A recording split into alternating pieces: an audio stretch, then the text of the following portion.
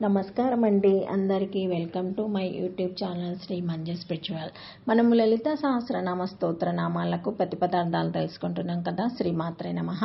321 నామము కామ్య. ప్రతిపదార్థం ముముక్షులచే కోరదగినది. పరమాత్మ స్వరూపురాలైన పరమేశ్వరి జ్ఞానముచే పొందదగినది కాబట్టి ముముక్షులచే కోరబడుతున్నది. ఆమె జ్ఞానస్వరూపిణి, అందుచే కామ్య అనబడుతున్నది. ఇష్టపూర్తస్య కామ్యానాం త్రివర్గస్య చాయో విధి. ధర్మార్థ కామ త్రివర్గాన్ని కోరేవారు విధి ప్రకారము ఇష్టాపూర్తాది కర్మాలను చేయాలి. ఇష్టకర్మలంటే అగ్నిహోత్రము, జపము, సత్యవాక్కల్పన, వేదాధ్యానము, అతిథి పూజ, వేశ్య దేవము మొదలైనవి.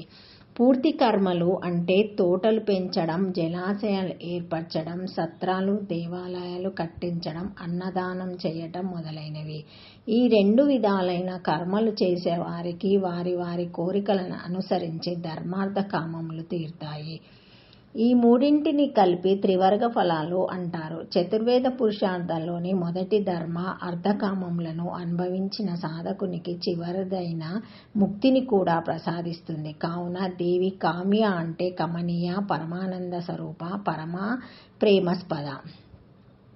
పరమేశ్వరి జ్ఞానస్వరూపిణి. సాధకులు జ్ఞానభావంతో జీవాత్మ పరమాత్మ వేరు కాదు అని ఆ పరమేశ్వరిని అర్చించినట్లయితే అట్టి వారికి మోక్షం ప్రసాదిస్తుంది.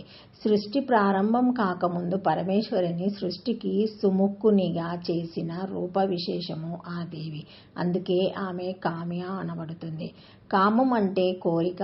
ఈ కోరికలన్నీ బుద్ధి వలన కలుగుతాయి. బుద్ధి జడ పదార్థము అయితే బుద్ధికి చైతన్యం కలిగినప్పుడు పూర్వజన్మలలో చేసిన కర్మానుసారము ఈ కోరికలు కలుగుతాయి. అంటే జీవుల స్థాయిని బట్టే కోరికలు కలుగుతాయి. అంతేకాని అంతకన్నా ఎక్కువ కలగవు. పంది బురదలో పడుకుందామనే అనుకుంటుంది, కానీ పట్టు పరుపుల మీద పవలించాలనుకోదు కదా.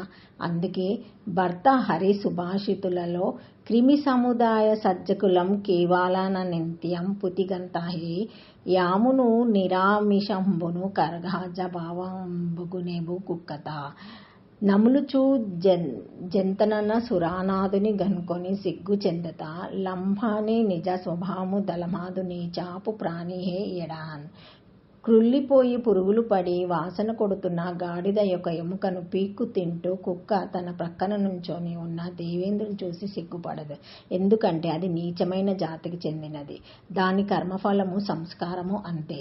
జీవులకు తమ కర్మలను అనుసరించి కోరికలు పుడతాయి. ఈ కోరికలు 4 రకాలుగా ఉంటాయి. అవి తాత్కాలికంగా ప్రస్తుతం ఉన్న కష్టాలు తొలగిపోయి సుఖాలు పొందాలనుకోవడం ఇది కామము.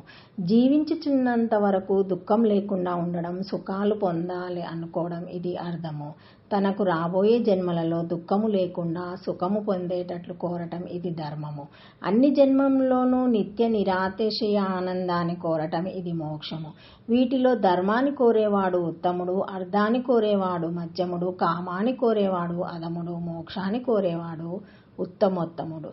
జీవులు వారి కర్మఫలాన్ని అనుసరించే ఈ కోరికలు కోరుతారు. ఈ కోరికలన్నీ తీరుస్తుంది ఆ పరమేశ్వరి. అందుచేతనే ఆమె కామ్య అనబడుతుంది.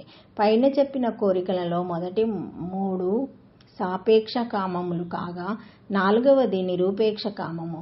కృష్ణపక్ష ద్వాదశి నాటి రాత్రి తిథి కామ్య. ఓం కామ్యాయ నమః. ద్వక్షాకరి. శ్రీమాత్రే నమః.